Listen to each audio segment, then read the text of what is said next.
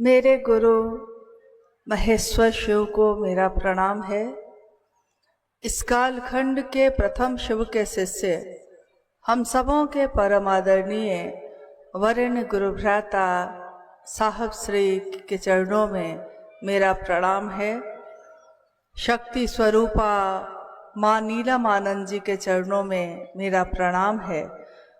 और नवादा जिले के रजौली नामक इस स्थान पे उपस्थित विभिन्न स्थानों से आए हुए सभी गुरु भाई गुरु बहन के चरणों में मेरा प्रणाम है। आप सभी को मेरा प्रणाम।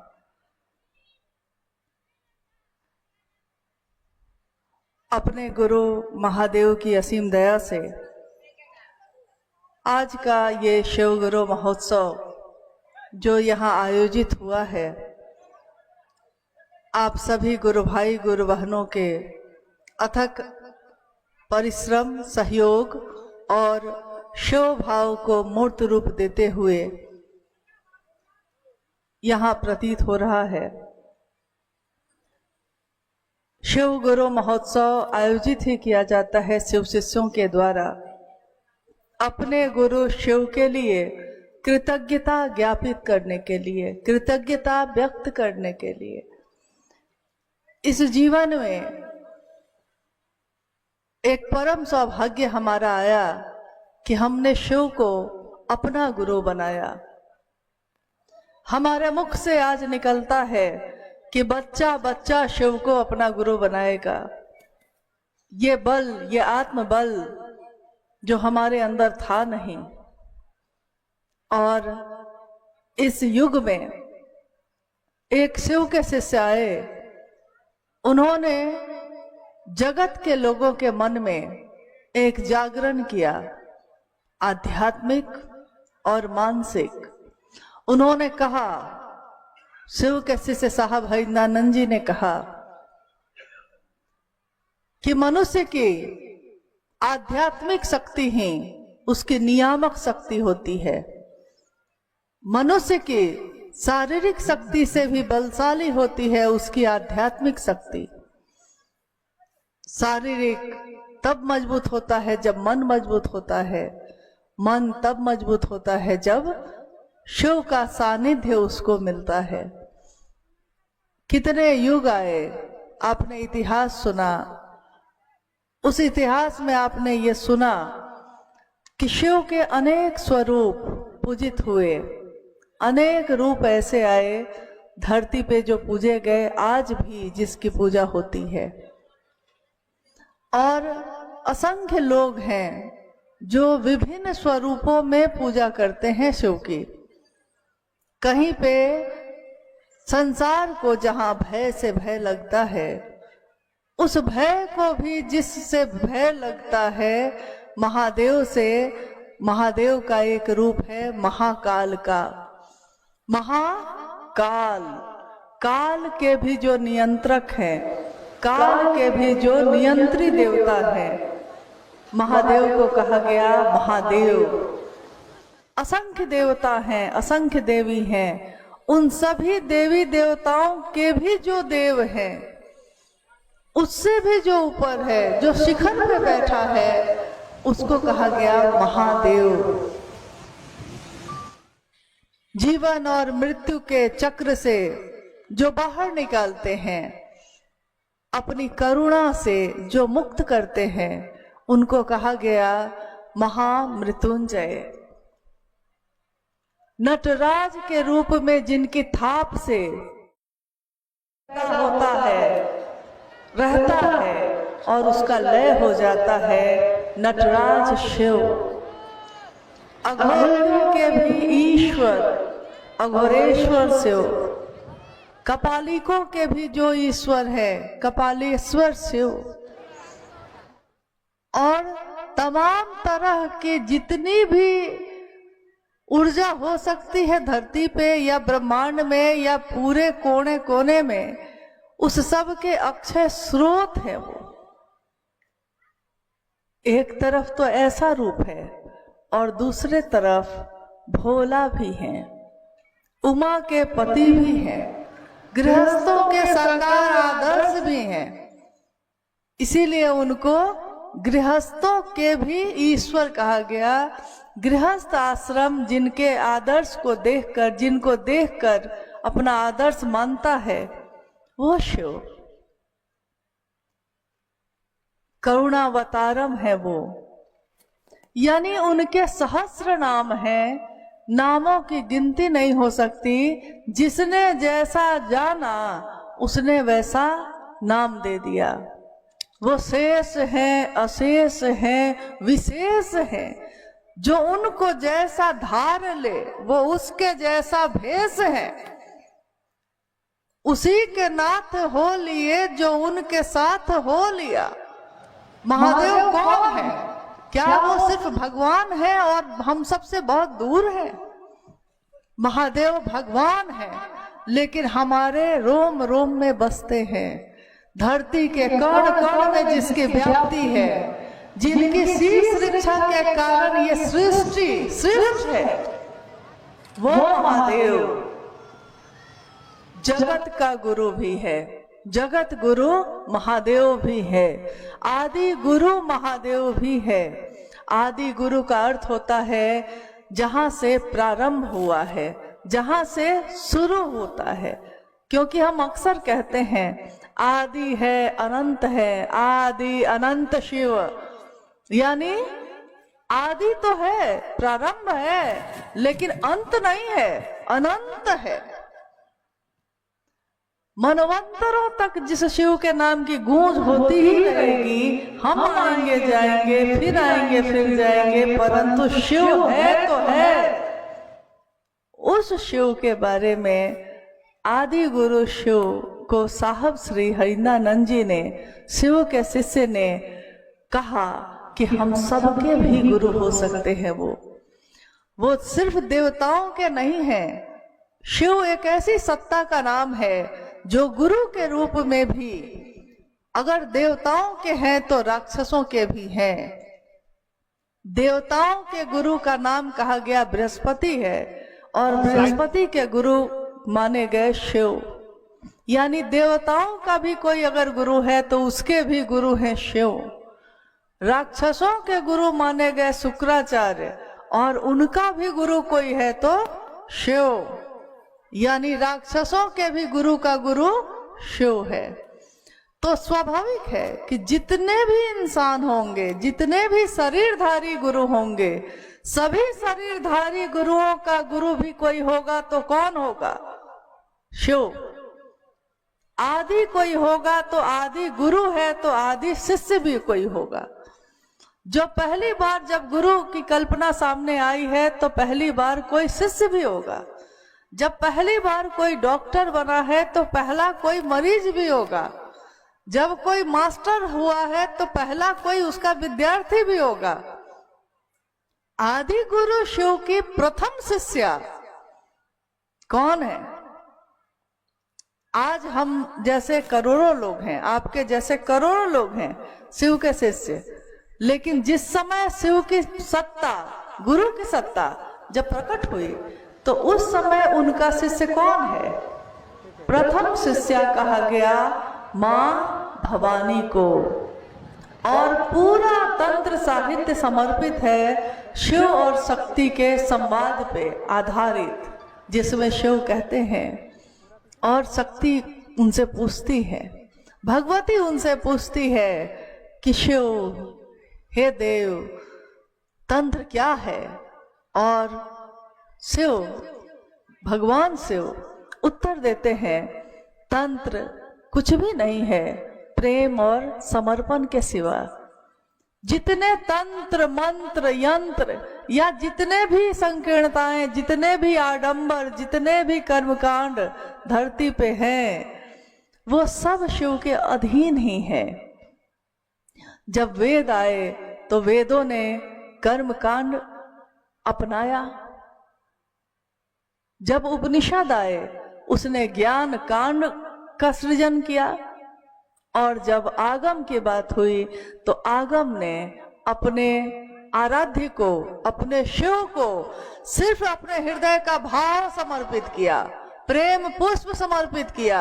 मेरे पास कुछ भी नहीं है, अगर मैं खाली हाथ भी हूं तो मेरे हृदय का भाव समर्पित होता है महादेव पे। हे शिव, आप मेरे गुरु हैं। याद कीजिए पहला सूत्र, जिसमें हर शिव का शिष्य ये कहता है, हे शिव आप मेरे गुरु हैं, मैं आपका शिष्य हूं, मुझ शिष्य पर दया कर दीजिए। मेरे पास कुछ भी और नहीं, मुझको साधना नहीं आती, मुझको मंत्रों का जप करने नहीं आता, मैं पढ़ना लिखना नहीं जानती। जे कहियो शास्त्र पुराणों न पढ़ ले, जिसने कभी शास्त्र और पुराण नहीं पढ़े हैं, हिंदी अंग्रेजी ने, जिसने हिंदी और अंग्रेजी भी नहीं पढ़ा कभी, से चर्चा धुरझार करे छै 12 महीने में। वो शिव की चर्चा कर रही है गली गली, वो गुरु भाई गुरु बहन हृदय खोलकर बोल रहे हैं और महादेव की चर्चा कर रहे हैं, हर जगह पे कर रहे हैं। लोग अमीर हैं, गरीब हैं, अलग जाति के हैं, अलग धर्म के हैं, अलग वर्ण अलग संप्रदाय के हैं, लेकिन जिसने शिव का सानिध्य प्राप्त कर लिया उसने जाना है कि अगर शिव मेरे साथ हैं तो कोई मुझसे ज्यादा नहीं जानता, क्योंकि शिव ज्ञान देते हैं तब शास्त्र आरेखित होते हैं। शिव अगर ज्ञान ना दे तो शास्त्र लिखे नहीं जा सकते। मैं हूं या आप हो या दुनिया का कोई भी व्यक्ति हो, वो जब तक शिव की दया ना हो शिव की बात बोल भी नहीं सकता, ना वो बोल सकता है ना कोई सुन सकता है। शिव की बात सुनने के लिए भी शिव पे ध्यान केंद्रित करना पड़ता है। शिव से दया मांगने के लिए भी शिव पे मन को एकाग्र करना पड़ता है। चाहे जैसा दिखाई दे शिव, शिवलिंग दिखाई देता हो कि मूर्ति दिखाई देती हो कि तस्वीर दिखाई देती हो या शून्य दिखाई देता हो, परंतु शिव जैसे भी दिखाई देते हों हम अपने मन को वहां टिका देते हैं और उनसे दया मांगते हैं। शिव से दया मांगना शिष्य के हृदय में, शिव से दया मांगना शिष्य के मन में स्वस्फूर्त जागरण करता है। वो शिव जो मेरे आपके अंदर सोया है, जो धरती पे तो जगा हुआ है, मेरे लिए सोया हुआ है, वो जागता है। इसीलिए जब किसी शिव के शिष्य के नाम की घोषणा होती है तो हम कहते हैं, जागा जागा महादेव। ये महादेव सोया नहीं है, मेरे अंदर जो सोया था वो जागा। अब जो जागा है महादेव, तो हर व्यक्ति शिव का है, हर जीव शिव होने की पात्रता रखता है, हर व्यक्ति परमात्मा पथ का पथिक हो सकता है। जिस तरह शिव ने भेद नहीं किया, जिस तरह शिव ने कभी बंटवारा नहीं किया, उसी तरह शिव के गण, शिव के लोग भी भेद नहीं करते। इसलिए जब जितने भी युग आते गए, त्रेता युग, सत्य युग, द्वापर युग आते गए, लेकिन जब कलयुग आया तो इतने युग के बीच में बहुत सारे शिव के शिष्य भी हुए, परंतु जगत को उससे क्या लाभ। कहते हैं कि जंगल में मोर नाचा तो मुझको क्या, जंगल में मोर नाच रहा है, मैं तो नहीं देख पा रहा। कहीं सूरज उगता होगा, अगर धरती पे ना उगे तो मेरे लिए उसका क्या उपयोग है। बारिश कहीं बरसती हो, मेरे खेत में ना बरसे तो मेरे लिए उसका क्या उपयोग है। इस युग में, जिस युग में शिव के शिष्य साहब हरिनानंद जी का जन्म हुआ, उन्होंने ये जो गुप्त रहस्य बना हुआ था आज तक, जिसमें शिव तो गुरु थे, शिष्य भी थे, परंतु शिव तक पहुंचा कैसे जाएगा, इसके बीच में कोई पुल नहीं था, कोई रास्ता नहीं, कोई बताने वाला नहीं। हम सब भटक रहे हैं और रास्ता कोई बताता नहीं, कोई रास्ता बताने वाला नहीं। पहुंचा जा सकता था, दूर खड़े हम सब सिर्फ महादेव को देखते ही तो थे, जल चढ़ाते थे, दूध चढ़ाते थे, फल फूल चढ़ाते थे, परंतु शिव मेरे घर का मुखिया हो सकता है ये तो कभी नहीं सोचा था। मेरे घर में कौन रहता है? तो मैं रहता हूँ, मेरी पत्नी रहती है, मेरे 2 बच्चे रहते हैं। एक गुरु भाई ने कहा था साहब से, जब साहब ने पूछा था उस गुरु भाई से एक दिन, आप कितने साल से शिव के शिष्य हैं? उस गुरु भाई ने कहा था साहब से कि जी 18 साल से हैं। साहब ने कहा आपके घर में कौन कौन रहता है? उस गुरु भाई ने साहब से कहा कि जी मैं रहता हूँ, मेरी पत्नी रहती है, 2 बच्चे रहते हैं। साहब ने कहा 18 साल से आपने रोज कहा होगा, प्रतिदिन कहा होगा, हे शिव आप मेरे गुरु हैं, मैं आपका शिष्य हूँ, मुझे शिष्य पर दया कर दीजिए। परंतु आज तक वो महादेव आपके घर का नहीं हो सका, आपके मुंह से ये नहीं निकल सका, आपको ये कलेजा नहीं है कि आप कहिए कि महादेव है मेरा और मैं हूं, मेरी पत्नी है और मेरे बच्चे हैं। आप कहते हैं साहब है मेरे और साहब आपके ना हो सके। आपने कहा दीदी है मेरी और दीदी नीलम आनंद आपके गीतों में धड़क नहीं सकी, आपके गीतों में उनका नाम नहीं गूंज सका। तो कैसी दीदी, कैसे साहब, कैसे महादेव? आज हर घर में जहां भी शिव की बात होती है, लोग कहते हैं कि क्यों साहब दीदी की तस्वीर लगाई है आपने। जहां भी तस्वीरें लगी रहती हैं तो कुछ लोग तो हर तरीके के होते हैं, वो पूछते हैं, कहते हैं कि दिल में है ही तो तस्वीर की क्या जरूरत। लेकिन तस्वीर भी उसी की लगती है जो दिल में होता है। जब दिल में कोई होगा ही नहीं तो उसकी तस्वीर कैसे लगाएंगे? तस्वीर एक प्रतीक है, परंतु वो तस्वीर मुझको याद दिलाती है। अगर महादेव भी दिल में ही है तो महादेव की तस्वीर क्यों लगा रहे हैं भाई साहब? महादेव की भी ना लगाइए।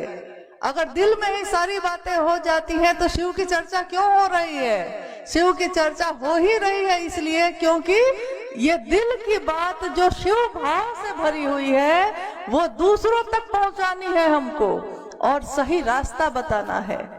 हर चीज का एक केंद्र होता है, अगर वो स्थिति केंद्र से बदल जाए तो तहस नहस हो जाता है। सूरज जो चमक रहा है इसकी भी एक धुरी है, अगर ये अपने धुरी से घूमना बंद कर दे तो सर्वनाश हो जाए। पृथ्वी जो अपने चक्र पे घूम रही है उसका भी एक केंद्र है, और अगर वो केंद्र से हट जाए तो भूकंप हो जाए, सब कुछ नष्ट हो जाए। साहब ने कहा शिव शिष्यता का मुख्यालय मैं हूं। लोग पूछते हैं मुख्यालय का अर्थ क्या होता है? मुख्यालय का अर्थ होता है मुख्य आलय, आलय का अर्थ होता है घर, आलय का अर्थ होता है केंद्र, मुख्य केंद्र।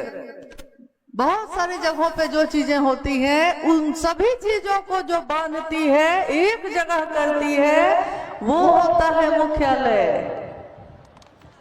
और लोग अभी तक मुख्यालय का अर्थ ही पूछ रहे हैं, शिव के गुरु की व्याख्या ही पूछ रहे हैं, शिव शिष्यता की व्याप्ति ही पूछ रहे हैं, 3 सूत्रों से क्या होगा यही पूछ रहे हैं। सालों साल बीत गए, प्रतिदिन हमने शिव को पुकारा है, प्रतिदिन हमने शिव की बात की है और हमने कहा है शिव से, अपने गुरु से कि आपके लिए मेरे मन में ये भाव है। कितने लोगों ने कहा है कि महादेव आपको जो मेरा मन प्यार करता है, आपको मेरा मन जो चाहता है तो ऐसे चाहता है कि जैसे तुम दिन को अगर रात कहोगे तो रात कहेंगे, जो तुमको हो पसंद वही बात कहेंगे। तो किसके बारे में कह रहे हैं आप ये बात कि जो तुमको हो पसंद वही बात कहेंगे? क्योंकि ये बात तो इस धरती पे, इस युग में, जिनको हमने युग पुरुष कहा, इस युग में साहब श्री हरिनानंद जी ने लाने का काम किया है। अगर हमने किसी को कहा है वरिष्ठ, अगर हमने किसी को कहा है वरेण्य, तो एकमात्र साहब श्री को कहा है, बाकी सभी शिव के शिष्य हैं, वो भी शिव के शिष्य हैं, परंतु वो एक ऐसे शिव के शिष्य हैं जिन्होंने रास्ता दिखाया है हम लोगों को, शिव का, अपना नहीं दिखाया। उन्होंने खुद से नहीं जोड़ा लोगों को, फिर भी लोग जुड़ेंगे, क्योंकि जो शिव से जोड़ता है लोग उससे जुड़ते ही जुड़ते हैं। जो शिव का रास्ता दिखाएगा, जो शिव के रास्ते पे लेकर साथ में चलेगा, हम तो उसका साथ लेते ही लेते हैं।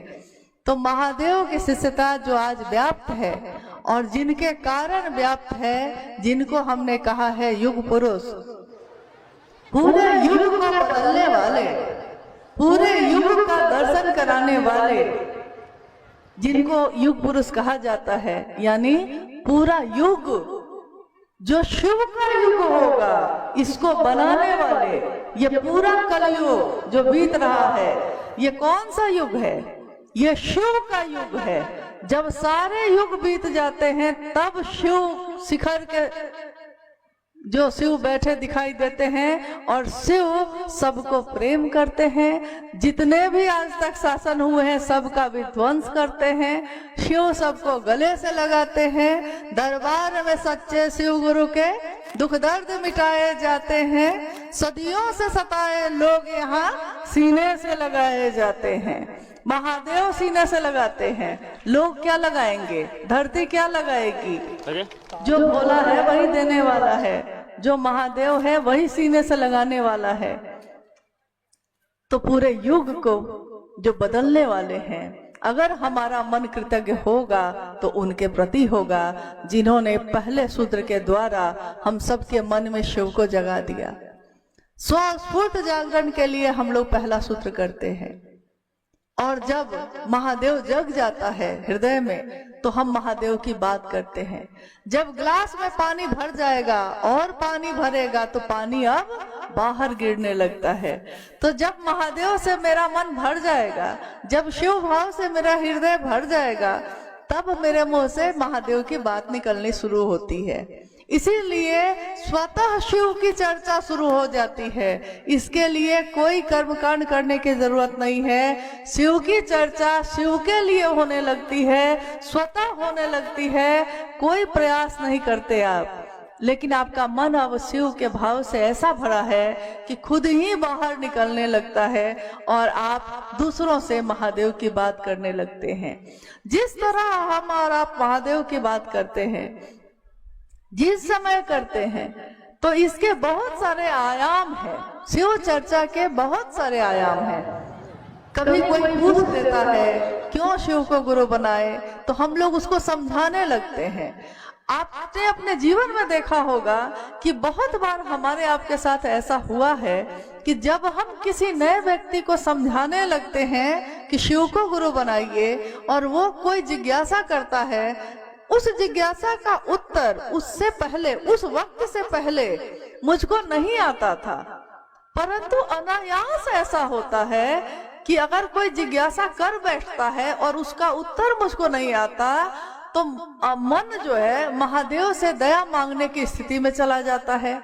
जैसे ही महादेव से दया मांगने की स्थिति में जाता है, मुंह से उत्तर निकलने लगता है, और आप खुद आश्चर्य में रह जाते हैं कि इसका उत्तर आपको आया कैसे, क्योंकि इससे पहले तो आपको इसका उत्तर नहीं पता था।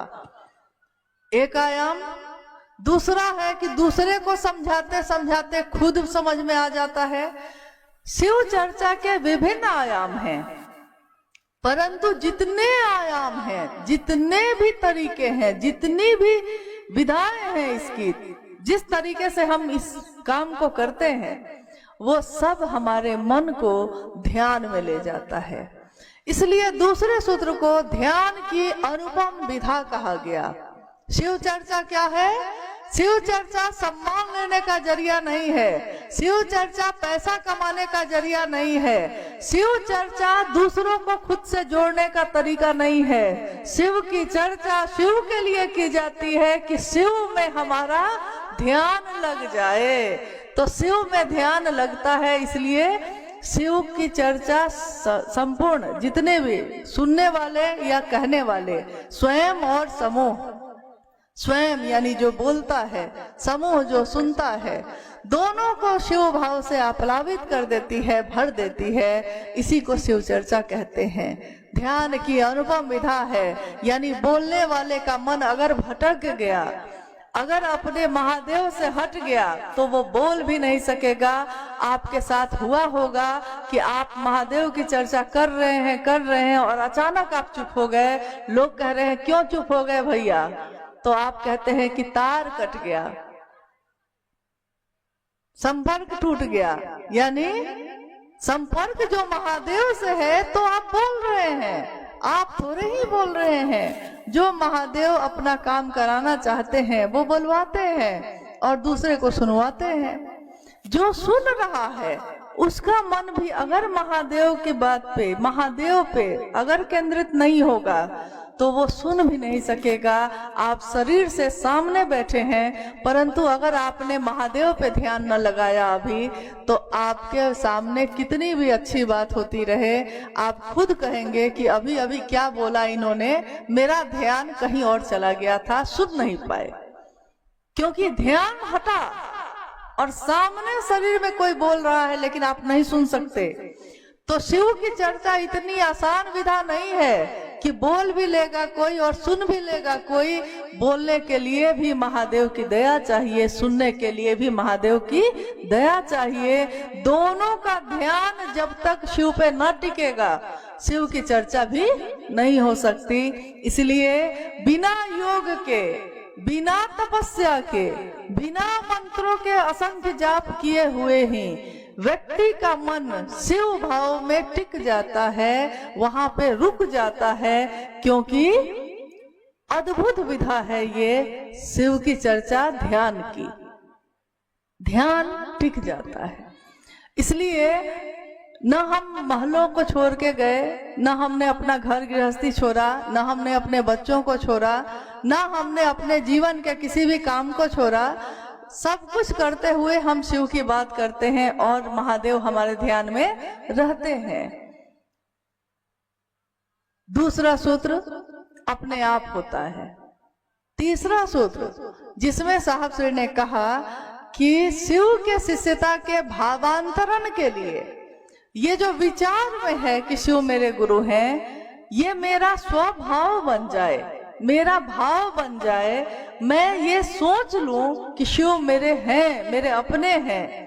शिव सबके होंगे। जो सार्वजनिक होता है, साहब श्री ने अनेक बार ये कहा कि जो सबका होता है वो किसी एक का नहीं होता। तो जो सबका है, ये सबकी सड़क है, आपकी नहीं। तो टूट भी जाए तो आप उसको बनाने नहीं जाते, परंतु आपका छोटा सा आंगन है और उस आंगन में गड्ढे हो जाए तो आप रात में ही उसको ठीक करने लगते हैं, क्योंकि मेरे घर का आंगन है। जो चीजें दुकान में थी आपने उसकी परवाह नहीं की, उस दुकान में आग भी लग जाए आपको परवाह ना होगी, परंतु आपने दुकान से कुछ सामान खरीद लिया है, कपड़े खरीद लिए, चप्पल जूता खरीद लिया, ले आए अपने घर। अभी तक दुकान में था तो आपको उसकी परवाह न थी, अब आपके घर में आ गया तो आपका है।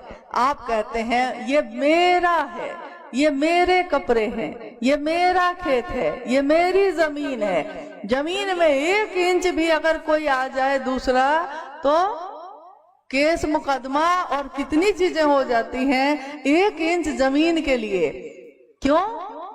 क्योंकि मेरा मन समझता है कि मेरा है।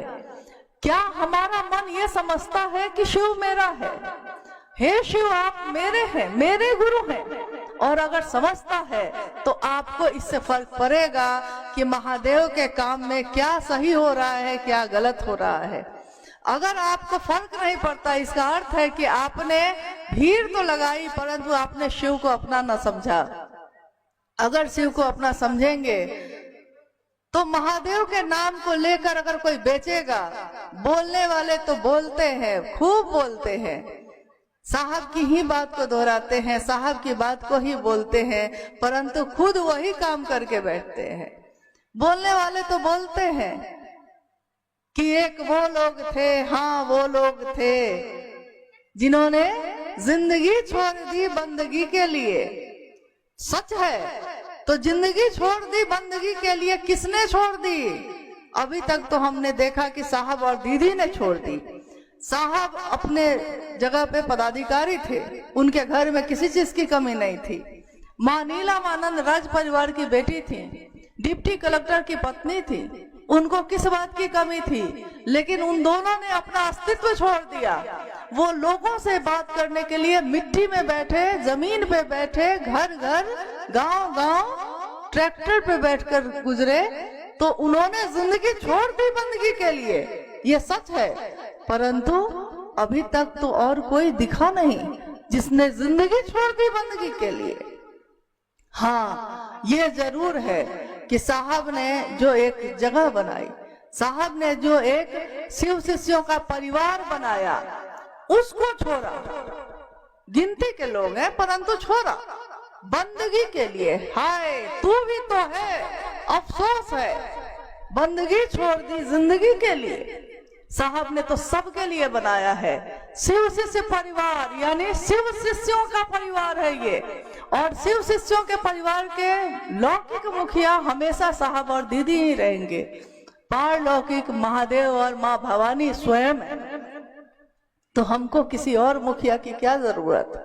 इसलिए आज भी सभी शिव शिष्यों के केंद्र में महादेव स्वयं है, दूसरा कोई नहीं है जो हमको महादेव तक पहुंचा सकता है। हम शिव के शिष्य हैं, हम शिव की बात करने वाले हैं। कहते हैं कि भटकाने वाले बहुत मिल जाते हैं, सही रास्ते पे चलाने वाले कम मिलते हैं।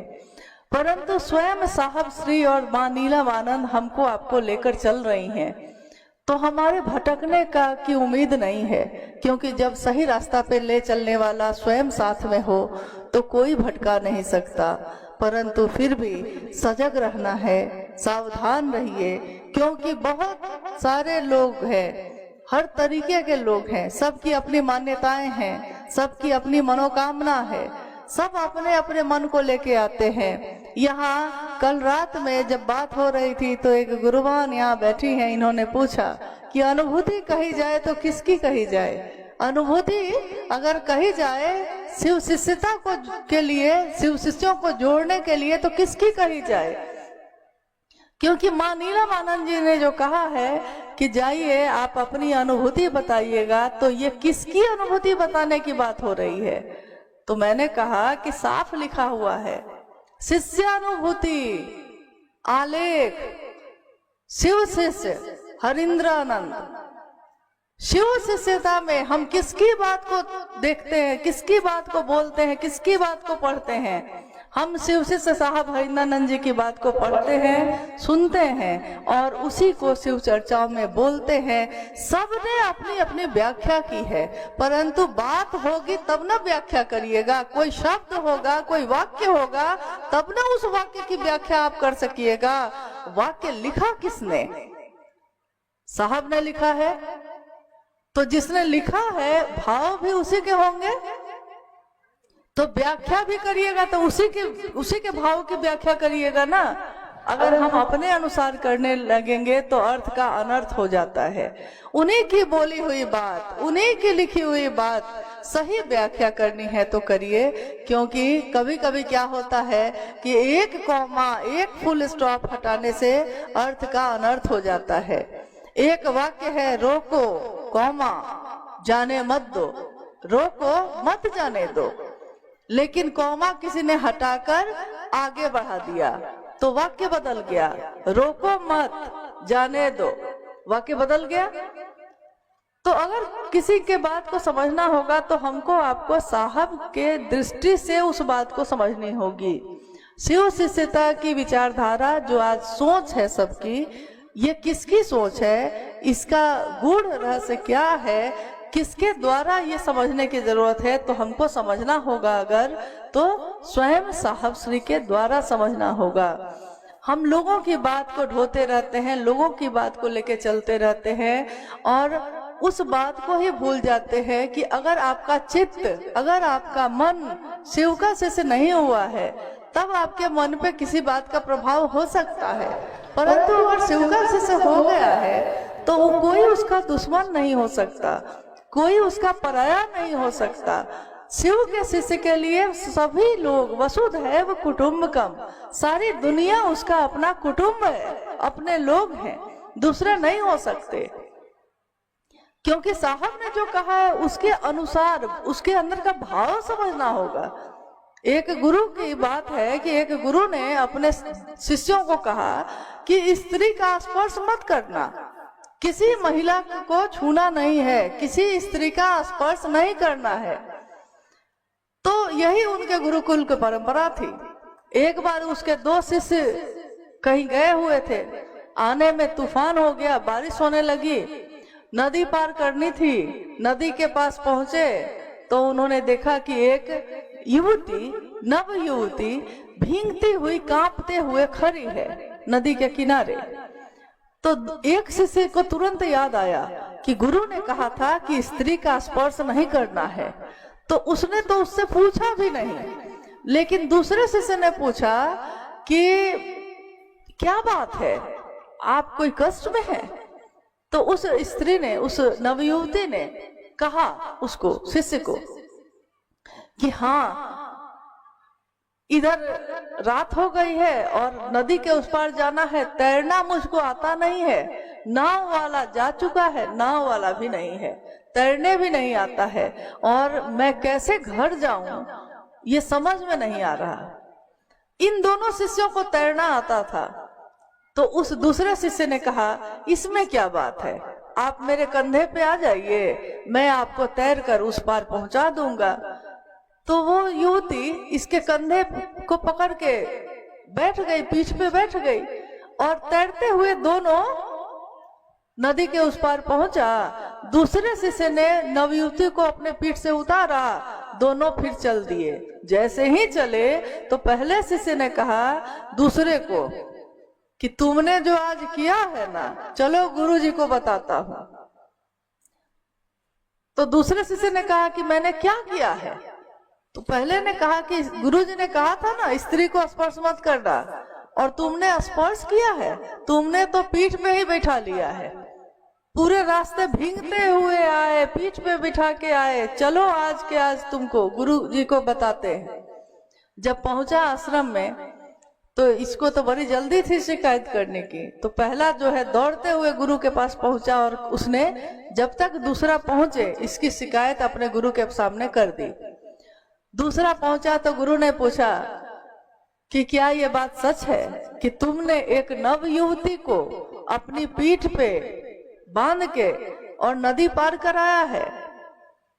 दूसरे शिष्य ने कहा कि गुरुजी, आपने कहा था स्त्री को मत छूना, मैंने तो इंसान देखा, वो पुरुष भी हो सकता था, स्त्री भी हो सकती थी, एक इंसान तकलीफ में है, एक इंसान दुख में है, तो मैं तो एक इंसान समझकर उसकी मदद करने के लिए अपनी पीठ पे बांधा और नदी पार करके वहीं उतारा और चल भी दिया।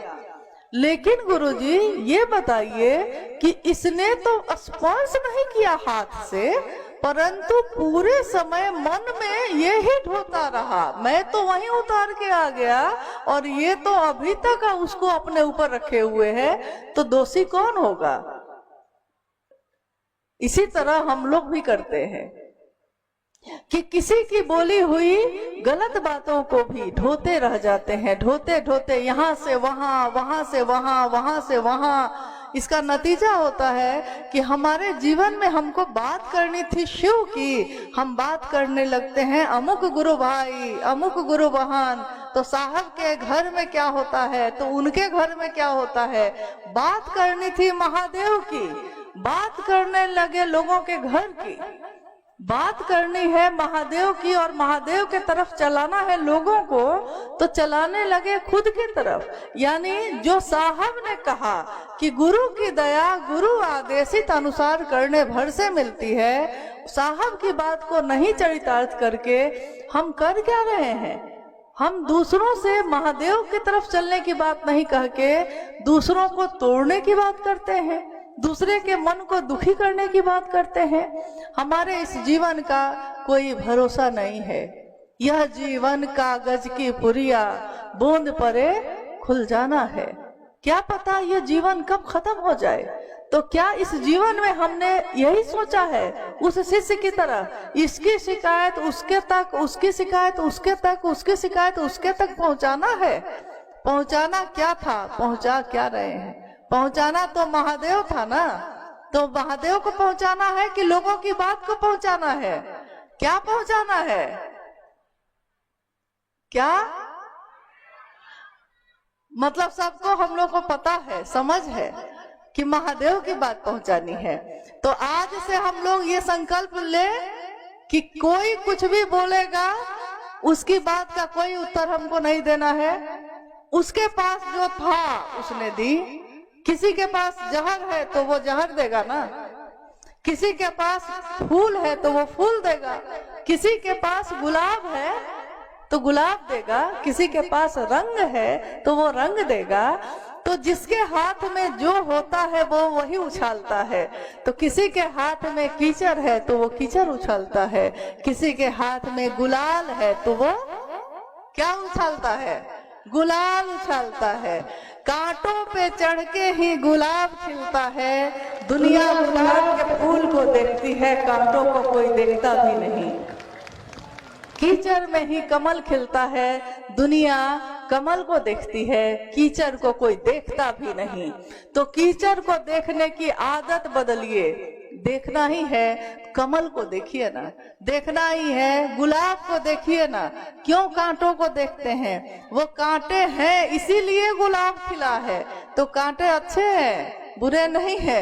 गुलाब खिला है शिव शिष्यता का, तो शिव शिष्यता देखिए और दूसरों में भी वही बांटिए। काम अभी बहुत बाकी है। महादेव का संदेश अभी बहुत जगहों पे जाना बाकी है और हम लोग जो है छोटी छोटी बातों पे उलझे हुए हैं। लोग शिव शिष्यता के रास्ते पे चल के बैठ जा रहे हैं। अगर करना ही है तो उनकी मदद करिए। जो शिष्य की राह पे चल पड़े हैं अगर, तो साथ चलने चलाने का वादा करो। रुक गए हो तो रुकने की जिद ना करो, फिर से चलने चलाने का वादा करो। तो जो रुक गए हैं उनकी मदद करिए, उनको बढ़ाइए, उनका उत्साह बढ़ाइए। नहीं तो ऐसा हो कि वो आपकी बात से और टूट जाए, बैठ जाए। आइए हम लोग कुछ जिज्ञासाओं पे बात करते हैं। आप लोग काफी देर से बैठे हैं और महादेव की असीम दया है, साहब दीदी का आशीर्वाद है कि आज कुहासा भी कहीं और चला गया है, ठंड भी कहीं और चली गई है और आज सूर्य भगवान ने दर्शन दे दिए हैं। पूरा माहौल शिवमय है। आइए हम लोग जिज्ञासाओं पे भी कुछ बात कर ले।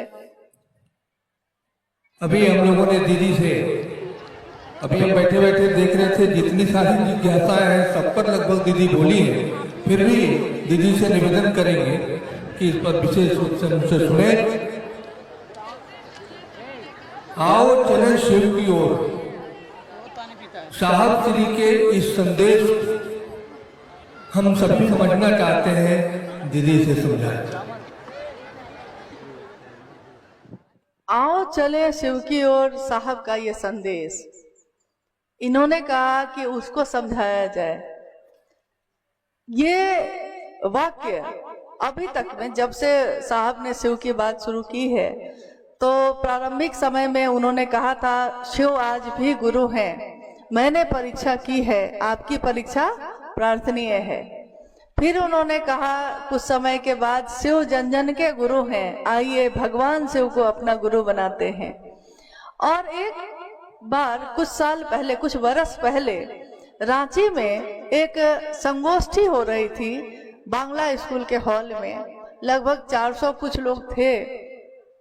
साहब जब समापन हो गया और साहब खड़े हुए तो साहब ने कहा कि क्या आप लोगों को मुझसे कुछ कहना है? किसी ने कुछ नहीं कहा। कुछ पूछना है? किसी ने कुछ नहीं पूछा। साहब ने कहा पर मुझको कहना है, आओ चले शिव की ओर।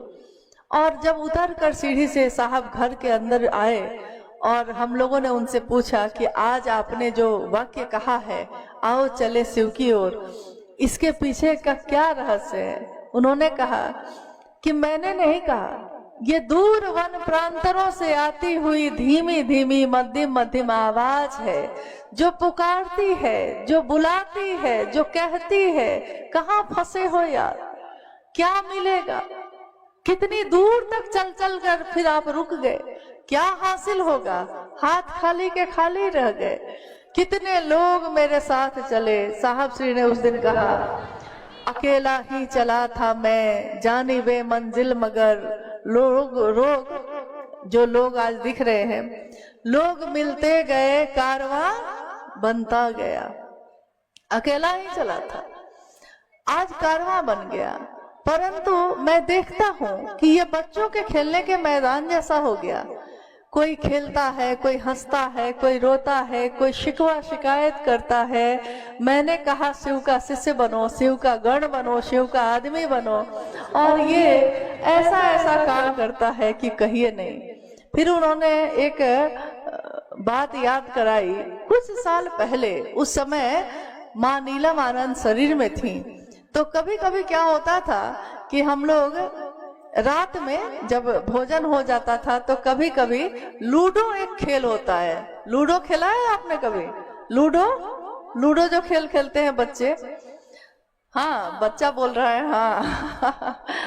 हाँ, तो लूडो खेल उस समय हम लोग रांची में 373 सीडी क्वार्टर नंबर था।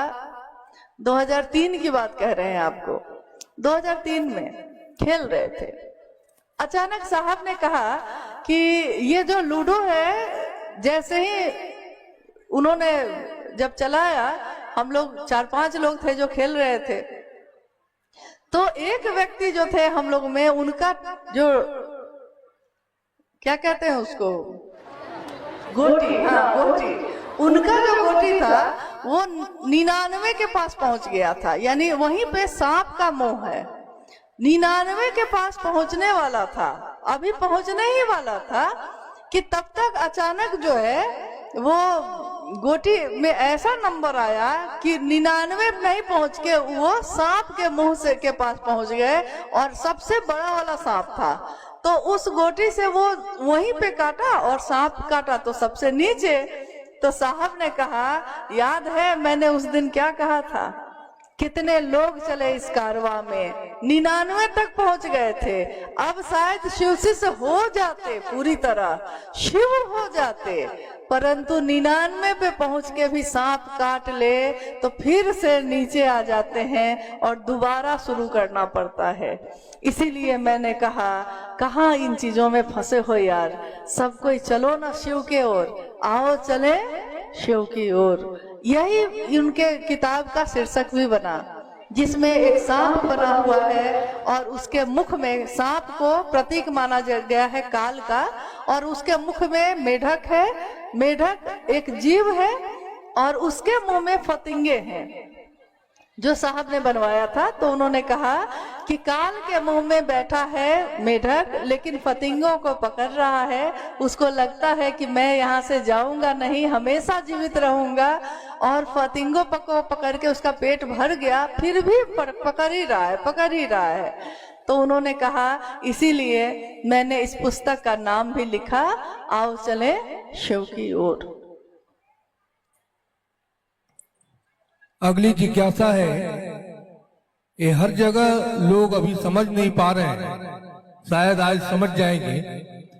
क्या शिव चर्चा में प्रसादी चढ़ाना चाहिए या नहीं, इसे समझाने की कृपा करें।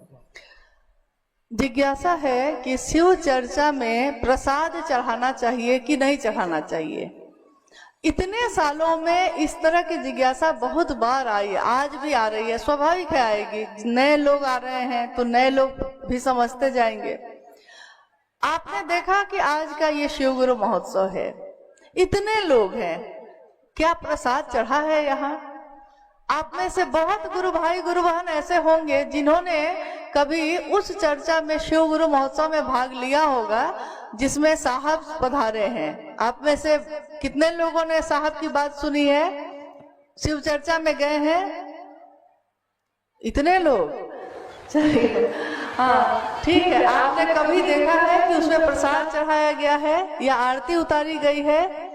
कितने लोग ऐसे होंगे जो रांची में जब साहब थे, देवघर में जब साहब थे, पटना में जब साहब थे, तो जब जब जहां जहां रहे, आज भी रांची में लोग जाते रहते हैं। आपने कभी देखा है कि साहब के स्थान पे, साहब के पास कभी भी प्रसाद चढ़ा हुआ है? कभी नहीं देखा होगा, क्योंकि शिव की चर्चा, इसका अर्थ ही है शिव की बात। शिव की बात करनी है हमको, उसमें प्रसाद का क्या काम। लेकिन आप अगर अपने घर में हैं और आप घर में 10 आदमी आए हैं, साप्ताहिक चर्चा घर में है, आप चाहते हैं चाय बिस्किट खिलाना, खिला दीजिए। आपका मन है भोजन ही करा दीजिए। लेकिन शिव चर्चा के नाम पे प्रसाद चढ़ाना इसलिए भी ठीक नहीं है, क्योंकि अगर आपके पास पैसे हैं तो आप तो चढ़ा लीजिएगा, परंतु कोई गरीब है तो उसके पास पैसे इतने नहीं होते कि वो शिव चर्चा का आयोजन भी कराए और सबको खिलाए भी, प्रसाद भी चढ़ाए, तो वो क्या शिव की चर्चा नहीं करा सकेगा? शिव की चर्चा में, शिव के काम में हमको ऐसा काम करना है जैसा सारे लोग कर सके, ऐसा काम जो गरीब से गरीब व्यक्ति भी कर सके। दरी बिछा के, बोरा बिछा के भी हम लोग गुरु का मंच बनाते हैं। जरूरी नहीं कि गुरु का मंच हमेशा इतना ही बड़ा बनता है, गुरु का मंच तो बोरा बिछा के भी बनता है। मन में ना गुरु का मंच बनाते हैं हम लोग, तो मन में तो सबसे ऊपर बना लेते हैं। इसलिए गुरु की चर्चा में इन चीजों से बचिए, बचने की कोशिश करिए।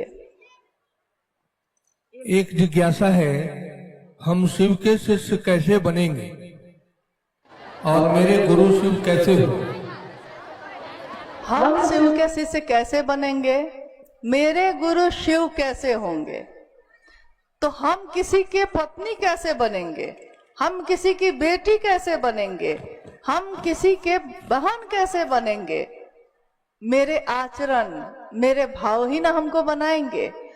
प्रेम परवाह में दिखता है, मेरी परवाह ना बताएगी कि हम शिव शिष्य बने हैं कि नहीं।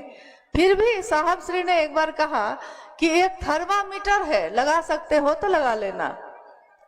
24 घंटे में एक बार भी अगर आपका मन शिव की परिधि में जाता है, 24 घंटे में सुबह से आंख खुलने से लेकर आंख बंद होने तक, शाम में, रात में सोने तक, नींद में भी अगर ये 24 घंटे में बार बार आपका मन कभी ना कभी शिव के पास जाता है, प्रणाम करता है, दया मांगता है, शिव की चर्चा करता है, शिव की चर्चा सुनता है, कुछ नहीं तो घर का काम करते हुए भी शिव के ऊपर आपका ध्यान चला जाता है, तो 24 घंटे में अगर 4 घंटा भी पूरा मिलाकर, यानी 2 मिनट, 5 मिनट, 10 मिनट सब मिला के अगर 4 घंटा भी, 24 घंटे में सोच लीजिए 4 घंटा भी अगर महादेव पे ध्यान जाता है, तो समझिए कि आप शिव शिष्य हो गए। तभी आपको शिव याद आते हैं, तभी आपको अपनी शिष्यता याद आती है,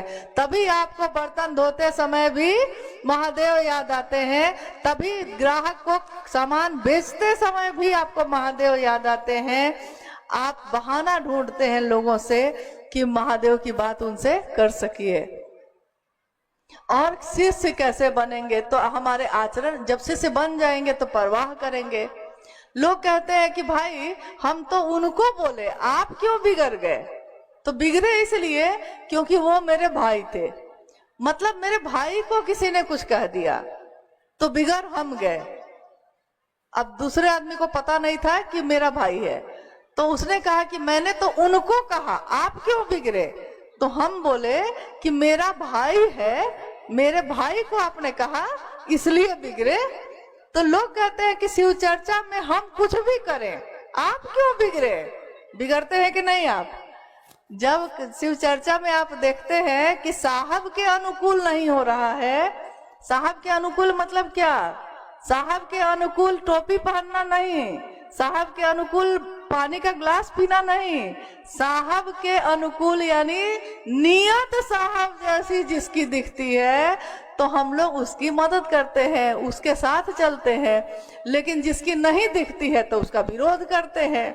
लोग कहते हैं कि भाई आप विरोध क्यों करते हैं, हाँ, वो भी तो महादेव की ही बात कर रहे हैं। तो भाई बात तो महादेव की ही कर रहे हैं, लेकिन नियत साहब वाली नहीं लगा रहे हैं, इसलिए दिक्कत हो रही है, बाकी और कोई दिक्कत नहीं है।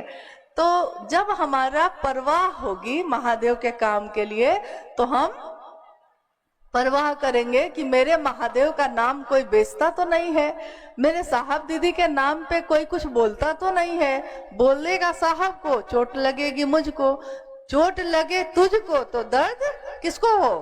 दर्द मुझे हो। चोट अगर उनको लगेगी तो दर्द आपको होती है कि नहीं? दर्द होती है, इसका मतलब है कि शिष्य हैं आप, तभी ना। शिष्य भाव नहीं होगा तो चोट लगेगी क्यों? लग रही है, मतलब कि शिष्य भाव है, तो बन तो रहे ही हैं।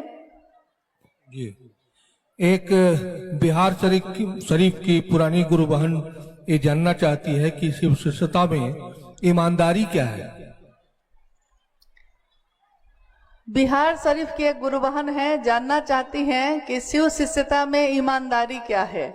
शिव शिष्यता ही ईमानदारी है, उसमें ईमानदारी अलग से कहाँ खोजते हैं।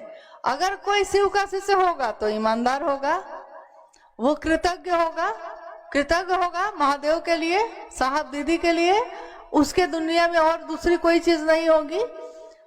वो कभी खुद को स्थापित नहीं करेगा, झुकेगा। महादेव का काम होगा तो किसी का भी पैर पकड़ेगा, महादेव का काम होगा तो किसी के आगे झुकेगा नहीं। तो ईमानदारी तो जो शिव शिष्य होगा वो तो ईमानदार होगा ही होगा, परंतु ईमानदारी का अर्थ होता है महादेव की बात महादेव के लिए करना। क्या इसमें चतुष्टय कोई कामना है? क्या अर्थ, धर्म, मोक्ष, काम किसी चीज की कामना है? अगर कामना के साथ आपने किया है तो कृतज्ञता तो ये भी है। जैसे 3 सूत्र, अगर आपने कोई कामना लेकर, कोई मन में मनोकामना ली है और तब 3 सूत्र आप कर रहे हैं, तो हो सकता है आपकी मनोकामना भी पूरी हो जाएगी। 3 सूत्र भी आपने किया है, परंतु ये गुरु के लिए कृतज्ञता नहीं मानी जाएगी। निस्वार्थ रूप से 3 सूत्र करना ही गुरु के लिए कृतज्ञता मानी जाती है।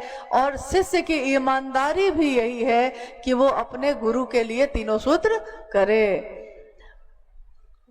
और अंतिम जिज्ञासा है, सचमुच शिव भाव के शिखर की तलहटी में मानव मन की संपूर्ण संकीर्णताएं तिरोहित हो जाती हैं, लोग समझना चाहते हैं। शिव भाव के शिखर की तलहटी में ही समस्त संकीर्णताएं तिरोहित हो जाती हैं। कैसे? ये पंक्ति है शिष्यानुभूति की। कहते हैं कि जब जब संकीर्णता, रूढ़िवादिता के पास में जब इंसान बंधता है, तब तब कहीं ना कहीं एक ऊर्जा का प्रस्फुटन होता है जो इन सभी तरह के बंधनों से हमको मुक्त करता है।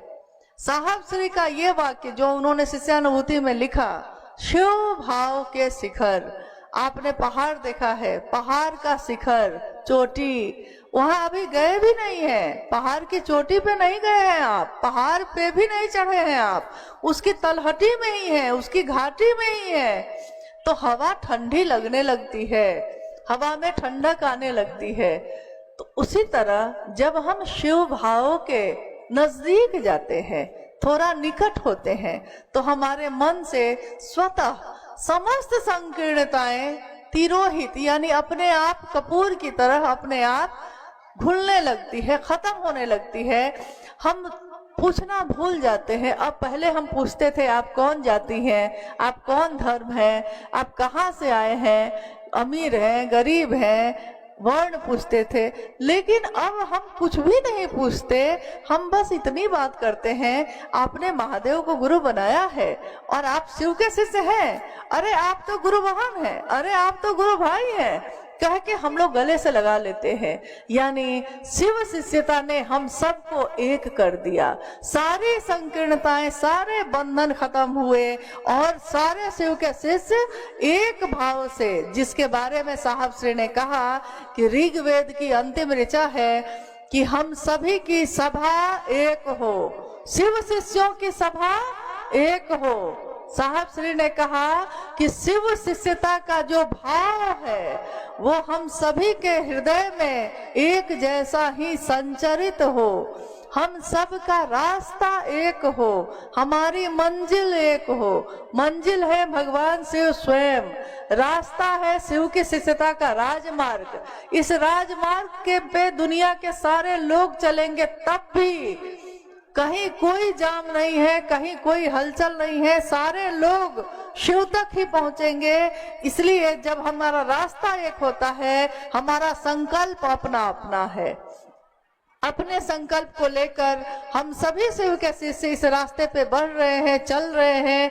मंजिल मिलेगी जरूर, इसकी जुस्तजू में है, चलते जा रहे हैं। मंजिल जब मिल जाएगी, वो महादेव जब मिल जाएंगे, तो उनकी दया के अतल गहराइयों में सभी शिष्यों का, समस्त शिव शिष्यों का मन समाहित होता ही रहेगा, डूबता ही रहेगा। इसी की कामना है, इसी की कामना के साथ कि हम सभी शिव शिष्यों का जीवन शिवमय हो, सुखमय हो। शिव के शिष्य बनकर हम जगत में रोशनी लेकर जाए। हम जिसके घर पहुंचे उसके घर में अगर अंधेरा हो तो रोशनी हो, क्योंकि आपके हाथों में, आपके हृदय में, आपके मन में शिव शिष्यता की रोशनी है। तो ये रोशनी लेकर आप जहां भी जाएंगे, हम जहां भी जाएंगे, अंधेरा खुद ही दूर हो जाएगा, रोशनी खुद ही आ जाएगी। चलिए, आप सभी के अथक परिश्रम से आज का ये शिव गुरु महोत्सव हो सका, आयोजित हो सका।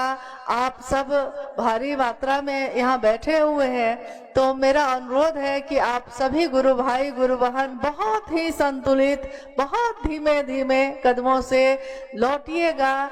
सभी अपने भाई हैं, बहन हैं, धीमे धीमे धीमे धीमे लौटिए। महादेव लेकर ही आइएगा, महादेव लेकर ही जाइएगा। और अपने साहब और दीदी के संकल्प पे अपना संकल्प लेकर महादेव की तरफ चलते जाइए। हम सबका जीवन शिवमय हो, सुखमय हो। आप सभी के जीवन में, आप सभी के चरणों में मेरा प्रणाम।